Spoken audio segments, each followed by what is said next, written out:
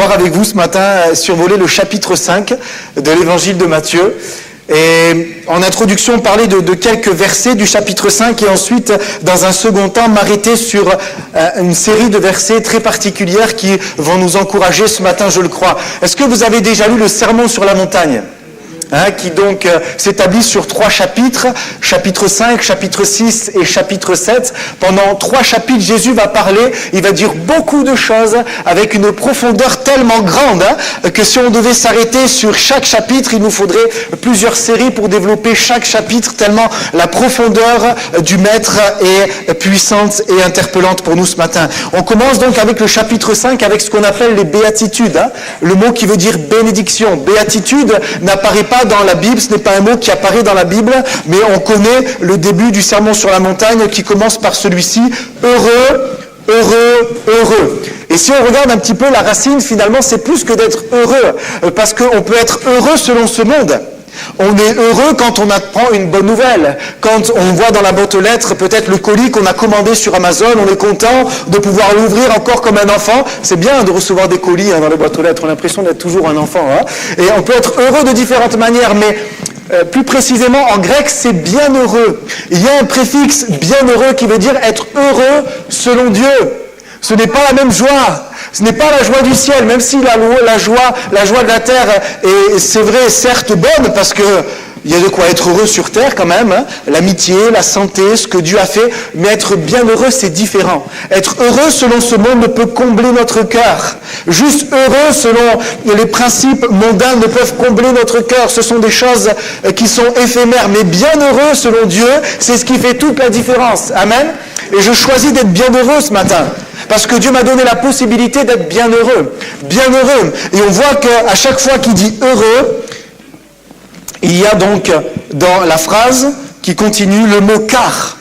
Heureux, car. Et si tu veux vivre le car qui suit, il faut que tu sois bienheureux selon Dieu. Amen. Bienheureux, et ensuite je peux vivre le car. Je ne vais pas bien sûr développer tout ce qui est là dans les béatitudes, vous pourrez le lire à la maison, certainement vous l'avez peut-être déjà médité et étudié. J'aimerais aller un petit peu plus loin dans le chapitre 5, où là encore on voit Jésus qui parle et qui dit « Vous avez entendu dire qu'il a été dit aux anciens ». Ça c'est interpellant. Vous avez entendu qu'il a été dit. Et quand il dit qu'il a été dit, c'est par rapport à la loi mosaïque. C'est par rapport à l'Ancien Testament. Et on voit Jésus, et au début de ma conversion, quand je lisais ça, ça m'interpellait parce que déjà la loi c'était compliqué. Quelqu'un l'a dit ce matin dans sa prière, que personne ne pouvait réellement accomplir la loi. Et pourtant Jésus dit, je ne suis pas venu pour abolir, mais pour accomplir. Et quand vous regardez ce que Jésus a fait, vous dites, c'est quand même Seigneur, tu as balayé quelques petites choses. Il y a des choses qui ont changé. Moi, j'avais l'impression que Jésus était venu pour abolir tout ce qui était du pharisianisme, tout ce qui était de la loi, tout ce qui était de l'Ancien Testament, et qu'il y avait quelque chose de nouveau qui était là par rapport à la nouvelle alliance. Mais Jésus dit, je ne suis pas venu pour abolir, mais pour accomplir. Simplement, ce qu'il veut dire, c'est que je vais aller plus loin même que l'Ancien Testament. C'est fort, hein ? Tu t'es engagé pour Jésus ? Il y a des personnes qui se sont engagées pour Jésus ? T'es sûr ? T'as bien signé ? Parce qu'attention, ce que dit Jésus, c'est encore pire que l'Ancien Testament. Vous avez entendu dire qu'il ne faut pas tuer quelqu'un. Bon, ça, même la morale de notre vie française nous l'apprend. Il ne faut pas tuer quelqu'un, il ne faut pas ôter la vie. Et d'ailleurs, la loi mosaïque disait que si tu tues quelqu'un, normalement, on te tue. C'est pour ça qu'il y avait des villes de refuge qu'on voit dans, justement, Josué qui établit ça. Mais, il dit, si tu parles mal de quelqu'un, si tu dis à quelqu'un qu'il est fou, qu'il est insensé, c'est comme si tu l'avais tué. Jésus va plus loin. Je ne suis pas venu pour abolir, mais je suis venu pour accomplir. En fait, il est en train de dire à ceux qui l'écoutent, à ses disciples qui sont là, ses disciples de la première heure, on va aller plus loin ensemble, on va accomplir ensemble ce que vous n'avez pas été capable d'accomplir pendant des centaines d'années. Il dit, vous avez entendu dire que si vous commettez adultère, c'est quand même grave. Vous êtes d'accord avec moi ? Tromper son époux, tromper son épouse, c'est grave. Mais Jésus dit, si tu regardes une femme pour la convoiter, et que ton cerveau commence à se mettre en route, il se met en route rapidement parfois, c'est bizarre, pas besoin d'appuyer sur le bouton, c'est pareil pour les femmes aussi. Et bien alors, qu'est-ce qui se passe ? Tu as commis l'adultère dans ton cœur. Jésus va plus loin, c'est encore plus précis. C'est encore plus pointu. Il dit, mais vous avez entendu dire qu'il ne faut pas parjurer. C'est-à-dire quand tu donnes un serment, quand tu promets quelque chose à quelqu'un, il ne faut pas casser cette promesse. La promesse, ça faisait partie de l'Ancien Testament. Vous savez, même des Juifs. Je te promets, mon fils, t'inquiète, je vais le faire, je suis là. Ils promettent beaucoup de choses. Mais Jésus dit, on va aller encore plus loin. Arrêtez de promettre. Plus de promesse. Que ton oui soit oui, que ton non soit non. Il n'y a pas besoin de promettre. Moi, quand j'étais enfant, c'est le seul verset que je connaissais. Parce que quand mes parents me promettaient quelque chose, et que je sentais qu'ils allaient défaillir de leur promesse, je disais, papa, que ton oui soit oui. À 10 ans, quand vous avez un enfant qui vous dit, papa, que ton oui soit oui, c'était le seul verset que je connaissais. Les enfants, vous pouvez le noter, vous le direz à vos parents. Jésus va plus loin. Il dit, vous avez entendu dire qu'il faut aimer nos amis et haïr nos ennemis. C'est l'Ancien Testament. Les Juifs, les peuples qui étaient frontaliers, on ne les aimait pas, on se protégeait. Et moi, je vous dis, bénissez ceux qui vous maudissent. Aimez vos ennemis. Les Romains que vous voyez là, les amis, il faut les aimer. Compliqué, Jésus va encore plus loin. Et la seule manière d'accomplir la loi, vous savez comment c'est ? C'est pas par nos propres forces. Si tu essayes d'aimer avec ta nature humaine, tu n'y arriveras pas. C'est l'amour de Dieu qui doit se déverser dans nos vies. Je réfléchissais et la solution est toute simple. Pour un commandement divin, il faut un moyen divin. Tout simplement. On a besoin de l'amour de Dieu pour accomplir ces choses. Par nous-mêmes, on ne peut pas le faire. Tu ne peux pas, les pensées sont trop puissantes. La volonté de promettre et de peut-être pas tenir ta promesse est trop forte. La volonté d'haïr ceux qui t'ont fait du mal est trop forte. Il n'y a que l'amour de Dieu qui peut te changer.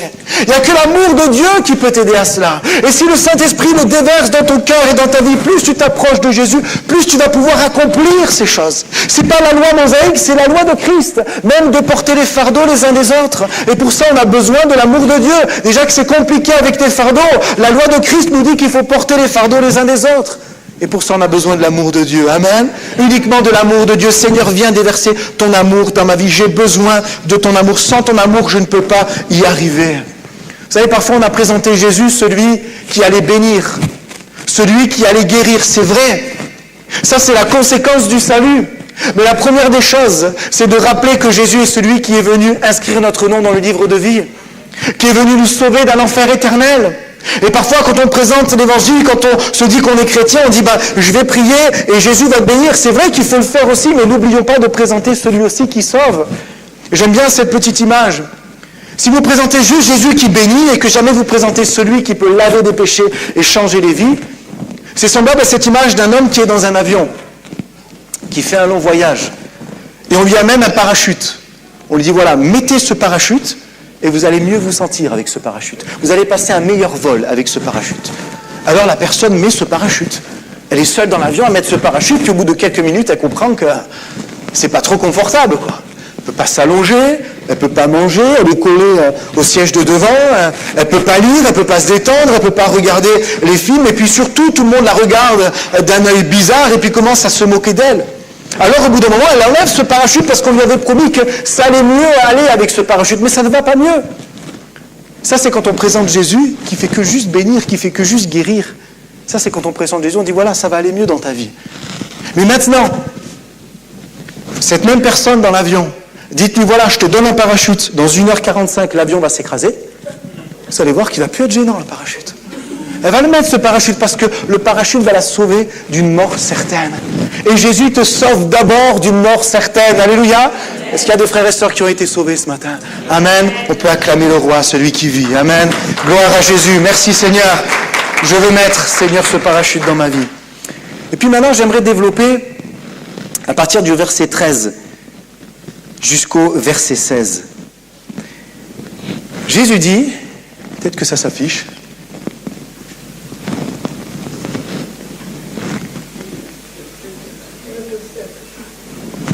vous êtes le sel de la terre. Mais si le sel perd sa saveur, avec quoi la lui rendra-t-on? Il ne sert plus qu'à être jeté dehors et foulé aux pieds par les hommes. Vous êtes la lumière du monde. Une ville située sur une montagne ne peut être cachée. Et on n'allume pas une lampe pour la mettre sous le boisseau, mais on la met sur le chandelier et elle éclaire tous ceux qui sont dans la maison. Que votre lumière luise ainsi devant les hommes, afin qu'ils voient vos bonnes œuvres et qu'ils glorifient votre Père qui est dans les cieux. Amen. Ce qui m'interpelle, ce n'est pas tellement les propos de Jésus, mais c'est à qui Jésus le dit. Jésus est au début de son ministère. On commence à peine à voir que Jésus a une autorité spirituelle sur sa vie, puisqu'il y a eu un baptême, puisque les cieux se sont ouverts, puisque le Père a parlé, le Saint-Esprit est descendu, mais on connaît peu Jésus. On connaît Jésus, le charpentier de Nazareth. Jésus qui fait des tables, qui fait des portes, qui fait des charpentes, mais Jésus qui commence à enseigner, c'est quelque chose de nouveau. Alors bien sûr, son enseignement est parlant, surtout que son cousin a préparé le chemin, Jean-Baptiste.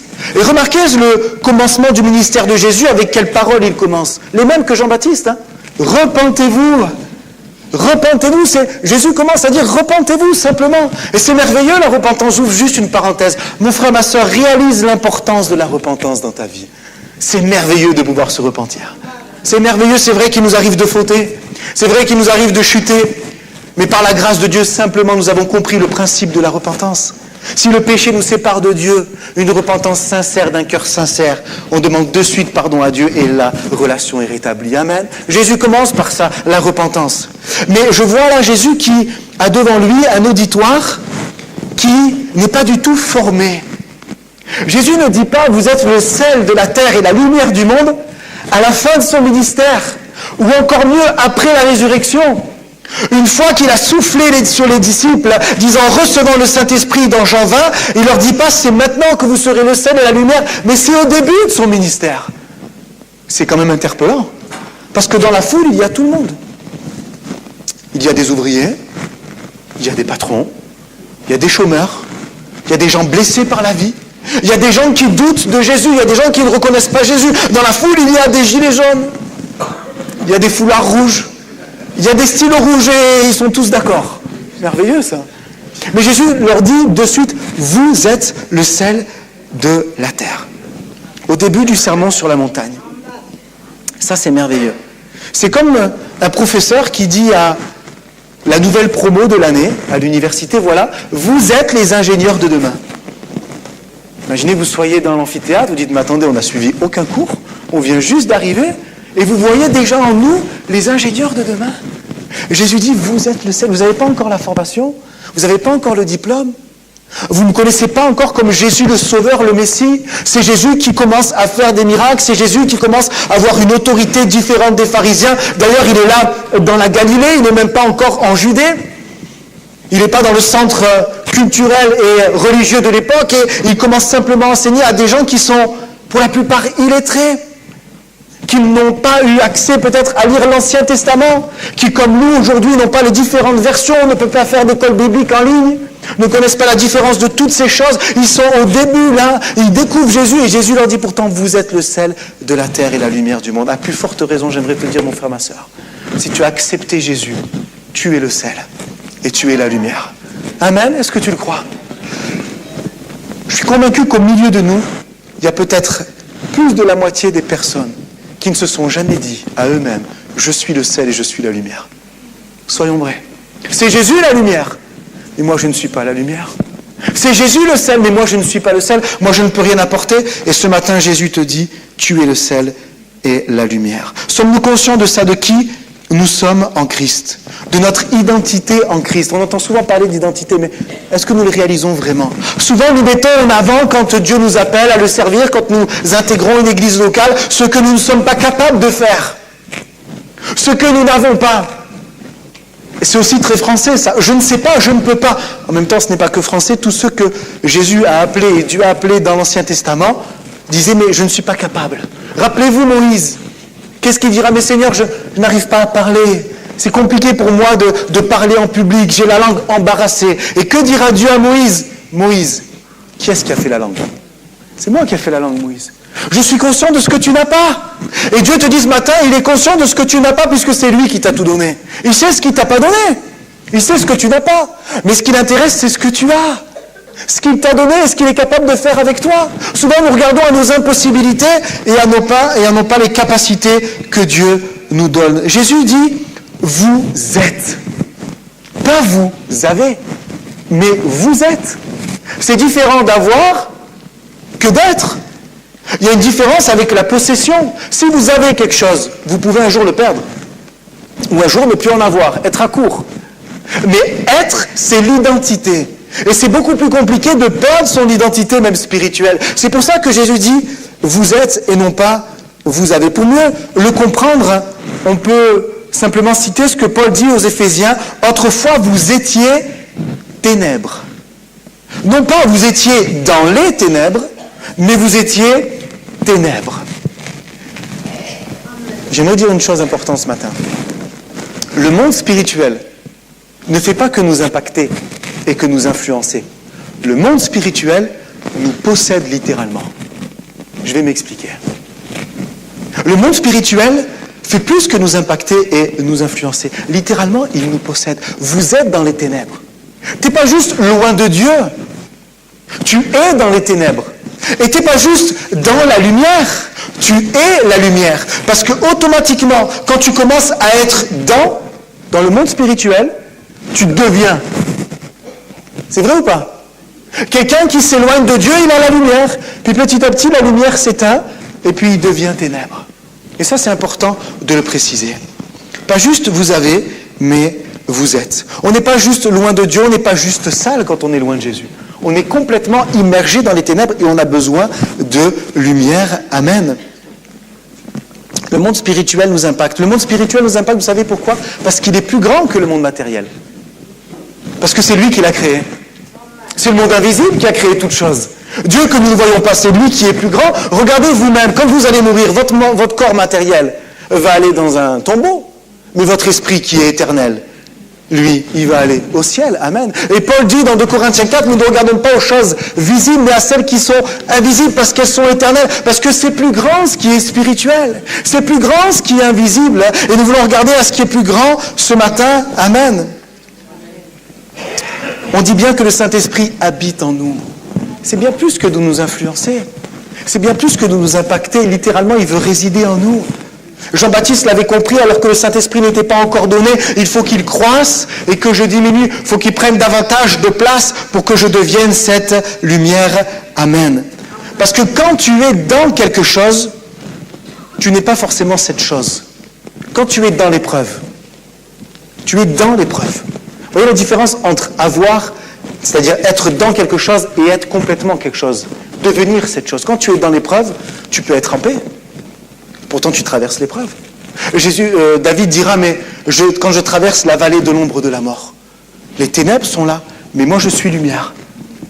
Et quand tu es lumière, et que tu vas dans les ténèbres, alors les ténèbres deviennent lumière. Mais si tu fais que avoir juste de la lumière, et que tu n'es pas cette lumière, à un moment donné, ta lumière va s'éteindre. C'est sûr, c'est pour ça qu'il faut comprendre que nous sommes lumière. Nous n'avons pas juste de la lumière, mais nous sommes littéralement lumière. Amen. Choisis ton camp. Parce que parfois, on peut aussi accepter certains discours. Et je les ai acceptés d'une personne qui dit, bon, je comprends Jésus, je sais que Jésus est mon sauveur, mais je ne l'accepte pas vraiment. Mais je suis quelqu'un de bien. Et on en a peut-être même au milieu de nous ce matin qui viendraient que le dimanche matin, qui comprennent Jésus, qui aiment Jésus, qui réalisent que Jésus est leur sauveur. Toute ma vie d'adolescent, j'étais comme ça, mais j'étais encore dans les ténèbres. J'étais encore ténèbres. Ce matin, si tu n'es pas lumière, tu es ténèbres. Remarquez, c'est bien, il n'y a que 2 camps. Le choix est simple. Si on avait peut-être trop, ce serait compliqué. Mais là, il n'y a que 2 camps. Mon frère, ma soeur ou mon ami qui vient pour là où il est la première fois, si tu es juste un petit peu dans la lumière, et que tu as encore des ténèbres en toi, lâche ces choses et deviens lumière. Amen. Parce que Christ veut te dire, tu es appelé à être lumière. Amen. C'est la condition du pécheur d'être dans les ténèbres, mais c'est la condition du racheté d'être dans la lumière. Amen. Amen. D'ailleurs, parfois, vous voyez, quand on a du mal à comprendre ça en tant que chrétien, se dire peut-être parfois, mais Seigneur, je ne suis pas assez bien. Je ne suis pas assez saint. J'ai encore un combat avec ma vieille nature. J'ai encore des liens qui sont là. Pourtant, tu as accepté Christ, pourtant tu es né de nouveau, pourtant tu es disciple. Et tu dis, je ne peux pas être vraiment lumière.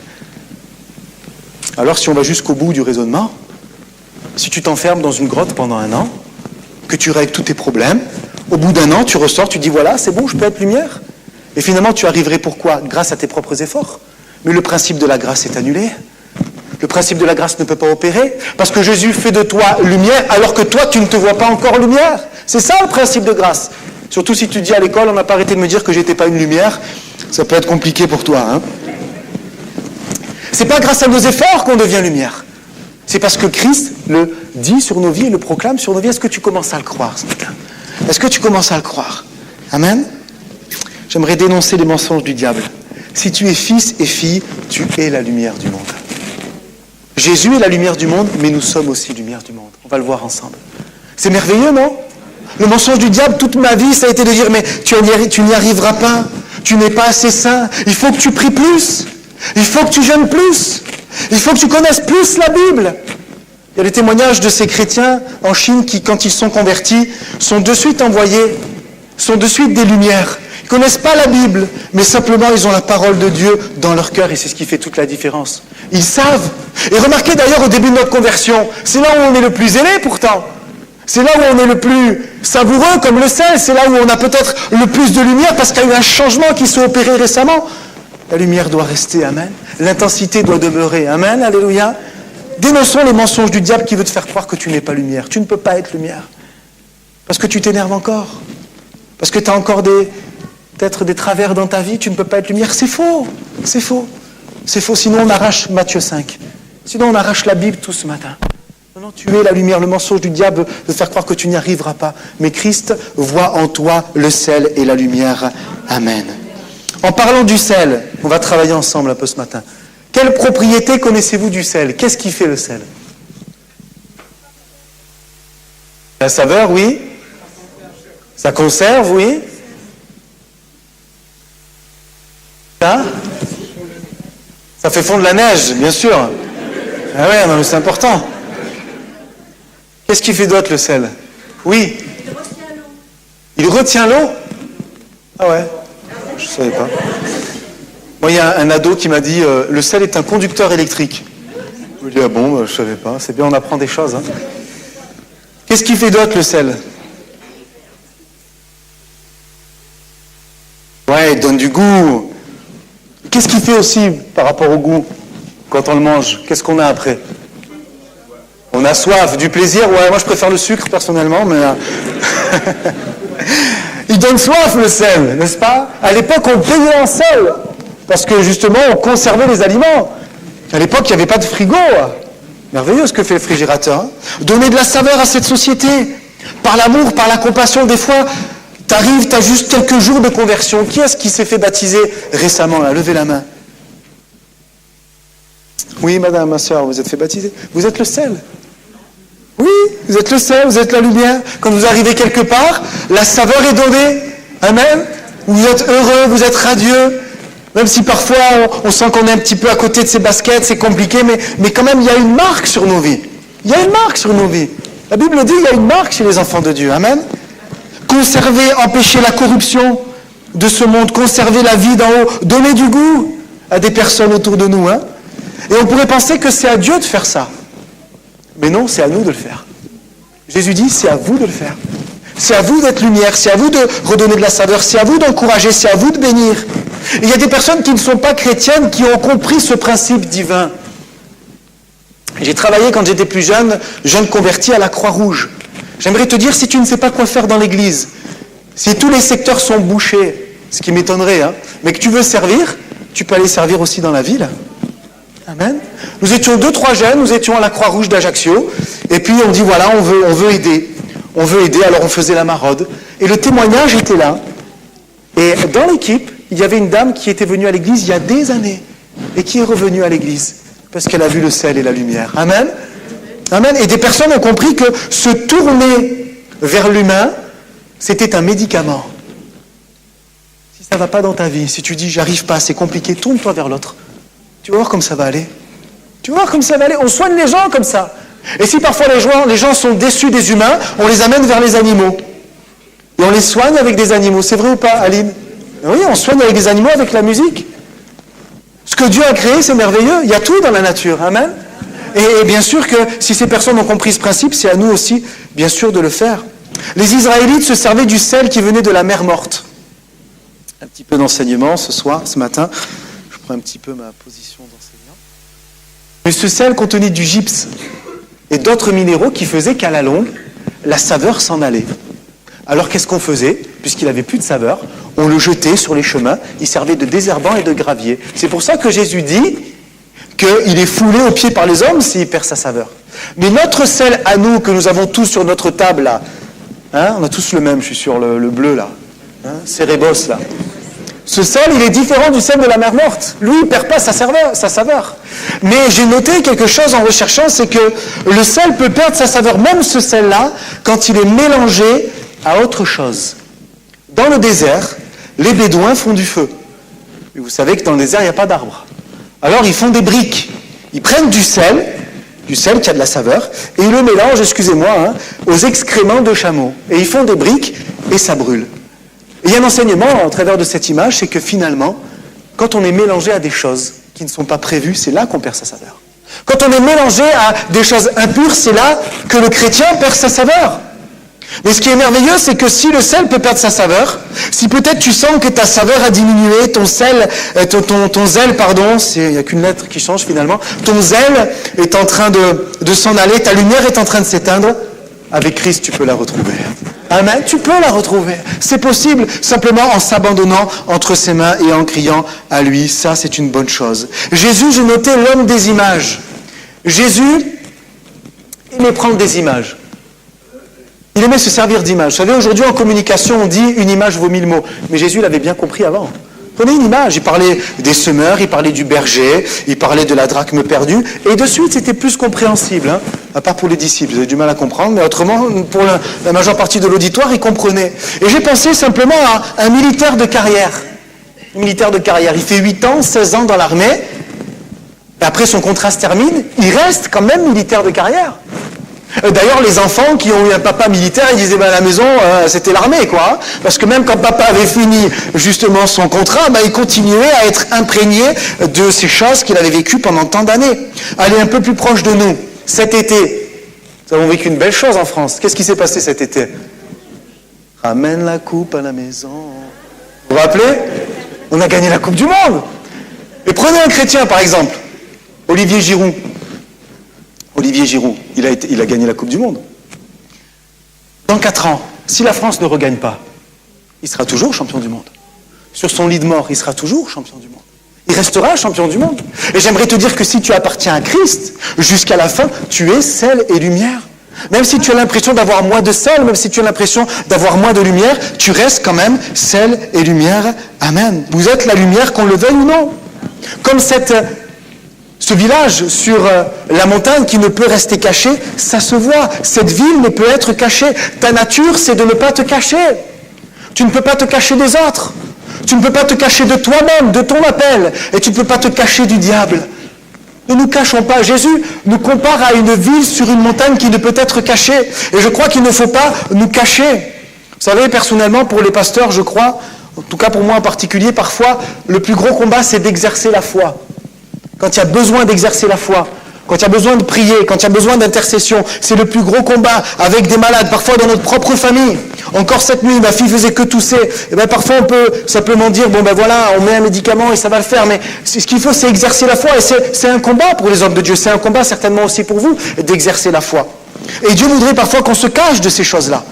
Quand tu vois quelqu'un qui est malade, peut-être au milieu de nous, et que tu dis c'est au pasteur de lui imposer les mains, mais que tu sens que le Saint-Esprit te pousse à le faire, tu peux prier pour lui. Amen. C'est un combat d'exercer la foi. Mais on ne peut cacher notre foi. On ne peut cacher la parole de Dieu. Jésus nous demande de le faire. Vous savez, Jésus commence par ce qui est grand, la ville. Ensuite, il va parler des maisons pour terminer avec la lampe. Parce que tout ce qui est grand dans nos vies commence toujours par ce qui est petit. D'abord une lampe. Une deuxième lampe, d'abord une maison éclairée, puis une autre maison éclairée, et ensuite une ville. Amen. Et avant d'être une lampe, avant d'être une ville, une maison, soyons déjà une lampe. Amen. Soyons déjà peut-être une simple bougie, juste peut-être une mèche allumée comme ça suffit. Je crois que Dieu veut se servir de cela. Les lampes des Hébreux, voyez, étaient de toutes petites lampes. C'est pour ça qu'on cherchait toujours le meilleur endroit dans la maison pour la mettre. Il y avait très peu de contenance dans ces lampes à huile. Alors il fallait régulièrement mettre de l'huile. C'est pour ça qu'il y avait toujours des vases remplis d'huile, pour que nous puissions toujours mettre de l'huile. C'était ce qui se passait à l'époque et quelle image pour nous aujourd'hui. Nous n'avons peut-être pas de grande contenance, c'est vrai, mais on a besoin toujours d'être proche de la source. Et quand on est proche de la source, c'est bon de pouvoir remplir à nouveau. Alléluia. La source qui est le Saint-Esprit. L'image de l'huile, bien sûr, vous l'avez compris. Paul dira aux Corinthiens à 2 reprises, vous êtes une habitation de Dieu en esprit. Littéralement, le Saint-Esprit habite en nous. Et je crois que c'est ce que nous voulons comprendre aussi au travers de la nouvelle naissance. Parfois, nous luttons, nous avons des combats. Et ça, c'est aussi un effet du mensonge de l'ennemi. Parce que quand tu comprends que Christ a vaincu à la croix, quand tu commences à changer ta mentalité dans ces choses-là, tu es victorieux. J'étais personnellement addict à des choses. Addict au jeu, addict à des choses mauvaises que je ne peux même pas nommer ce matin. Addict à des choses mauvaises, oui, comme peut-être vous le voyez, peut-être pas que des choses auxquelles vous pensez, la colère parfois. La colère, le racisme. C'est des choses qui étaient ancrées en moi. Le Saint-Esprit a changé ces choses-là. Et même, parfois, après la nouvelle naissance, c'est encore là parfois. Alors le mariage nous aide à ne pas se mettre en colère. Les enfants nous aident aussi à moins se mettre en colère. Ça ne doit pas être des choses humaines qui doivent nous aider. Quand je comprends que je peux résister à la tentation, quand je comprends que je peux résister à la tentation sous toutes ses formes, alors quand je comprends le principe de la grâce, quand je comprends que je suis un être nouveau, que le Saint-Esprit grandit en moi, les victoires sont quand même plus faciles à mener. Parce que Christ l'a remporté à la croix. Mais la croix, ce n'est pas juste la guérison. La croix, c'est bien sûr le salut, notre nom inscrit dans le livre de vie, mais la croix nous permet aussi de vivre une vie victorieuse ici-bas. De vivre une vie victorieuse ici-bas. Et si tu as des liens cet après-midi, si tu as des liens ce matin, alors je crois que tu peux remporter cette victoire que Christ a remportée. Amen. Paul parlera d'ambassadeur, Jésus de lumière, d'autres passages de lettres lues, d'autres encore de vases, de pâtes. Et toutes ces choses-là ont 3 buts, je dirais. Le premier, c'est d'éveiller un sentiment d'honneur. Je suis honoré, Seigneur, de ce que tu choisis de faire de moi une lumière. Puisque Jésus dit, dans Jean 8, 12, « Je suis la lumière du monde. Celui qui me suit ne marchera pas dans les ténèbres. » Jésus dit « Je suis la lumière » et pourtant il nous dit à nous que nous sommes des lumières. Parce que nous sommes des chrétiens, des petits ouins, des petits Christ. C'est ce que veut dire Christ. Ouin, je suis ouin, tu es ouin et tu es la lumière. Et Jésus, évidemment, veut que nous puissions le refléter. Et c'est quelque chose de merveilleux. Honoré, Seigneur, tu fais de moi cette lumière. Tu choisis de mettre ton dépôt divin dans ma vie. Amen. Ce sentiment de redevabilité. Je te suis redevable, Seigneur. Parce que tout ce que je peux faire, c'est par ta grâce. Tous les dons, les talents que j'ai, c'est par ta grâce. Je te suis redevable. Et nous devons être redevables les uns des autres. Vous savez ça, qu'on doit être redevables les uns des autres? Que le pasteur est redevable à l'église, que l'église est redevable au pasteur. Mais avec les temps qui évoluent aujourd'hui, c'est de plus en plus compliqué. Quand vous ne voyez pas quelqu'un un dimanche, vous n'osez même pas lui demander comment ça va, où il était, parce que les gens font ce qu'ils veulent et il n'y a plus de principe de redevabilité dans l'église. Nous, en tant que pasteur, quand on va à un endroit, on le dit. On le dit, que ce soit dans le cadre de l'église ou même dans le cadre personnel. Moi, je n'ai pas honte de dire, voilà, j'étais dans ma famille, j'étais ceci, cela. On est redevable, mais on a du mal à être redevables les uns aux autres. Et puis, un troisième point, c'est le sentiment de responsabilité. Seigneur, je suis responsable. Responsable de cette mission que tu me donnes. La mission d'évangélisation, elle peut faire peur. Parce que Jésus dit aux 12, allez, faites de toutes les nations les disciples. Vous imaginez la pression quand même. Une grosse pression sur les épaules. Toutes les nations des disciples. Après, bien sûr, il recadre en disant d'abord Jérusalem, la Samarie, la Judée, l'extrémité de la terre. Mais il y a une pression qui peut être là dans la mission, surtout qu'on en parle de la mission d'évangélisation. Mais la mission d'évangélisation, il n'y a rien de plus simple. Il n'y a rien de plus simple que l'évangélisation. Les amis, il n'y a rien de plus simple que l'évangélisation. L'évangélisation, ce n'est pas donner des tracts dans la rue. On n'est peut-être pas tous appelés à donner des tracts dans la rue. C'est pas ça l'évangélisation. L'évangélisation, c'est juste être soi-même. Amen. Allô? Il n'y a rien de plus simple que l'évangélisation. Tu es toi-même, tu es lumière, tu évangélises. Là où tu es, tu brilles. Tu brilles. Tu donnes la saveur, c'est ça l'évangélisation. Et parfois même sans parler. Sans parler, tu évangélises. Par ton témoignage, c'est vrai ou pas? Vous le vivez chaque semaine. Je crois que Dieu ne veut pas nous mettre une pression sur l'évangélisation du monde. Pas nous flageller disant, allez, il faut évangéliser, je reviens. Non. Simplement, soyons lui. Soyons comme lui il est. Brillons comme il est. Vous savez pourquoi Jésus veut qu'on brille dans l'évangélisation? Parce que c'est le plus efficace. C'est le plus efficace. Qui est-ce qui a été amené par un ami ou un membre de la famille ici dans l'église? Qui est-ce qui a été évangélisé par un ami? Vous avez tous été évangélisés comment? Par les anges? Je ne sais pas. Qui est-ce qui vous a parlé de Jésus? Qui est-ce qui vous a parlé de Jésus? Un ami? Non, il y en a, ils ne lèvent pas la main, je sais pas, je comprends pas. Ok. Qui est-ce qui est venu parce qu'il a reçu un tract dans la rue? 1, 2. Vous voyez la différence, le pourcentage? Il faut le faire. Il faut que l'Église sorte dans la rue pour évangéliser, bien sûr. Mais la chose la plus simple, c'est d'être ce qu'on est. C'est d'être ce qu'on est, simplement. Et je crois que c'est le plus efficace. Regardez Jésus, quand il va prendre les 12. Honnêtement, les 12. Imaginez, moi j'aime bien imaginer les choses. Imaginez que vous soyez dans le CA de Dieu. Conseil d'administration de Dieu. Jésus est envoyé sur terre. Tous les soirs, il a un rendez-vous Skype avec le ciel. Il dit voilà ce qu'il a fait, tout ça. Et puis il dit ça y est, j'en ai choisi 12. J'en ai choisi 12. Alors vous êtes dans le ciel, puis il dit bon, c'est bien, tu les as pris en Judée.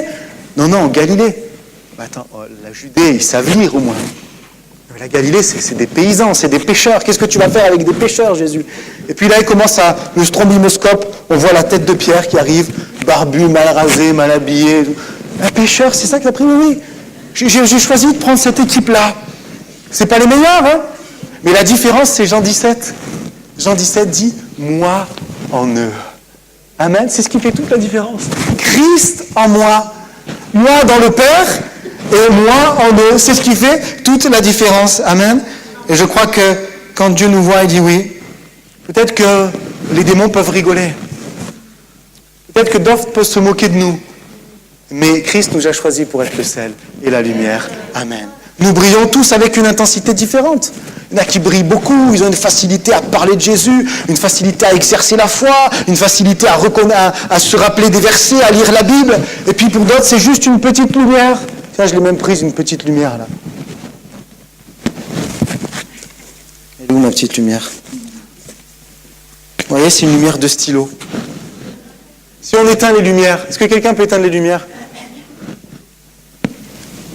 Bon, il y a la lumière du jour, et là il y a la lumière. Mais une petite lumière comme ça, avec un tout petit faisceau, avec peu de puissance, dans le noir, ça suffit pour se diriger, non? Croyez pas? Tu peux rallumer, merci, pour l'expérience et les effets spéciaux. Les personnes autour de moi voient cette lumière. Le sel crée la soif. Et ma prière ce matin, c'est que nous puissions comprendre réellement que nous sommes sel et lumière.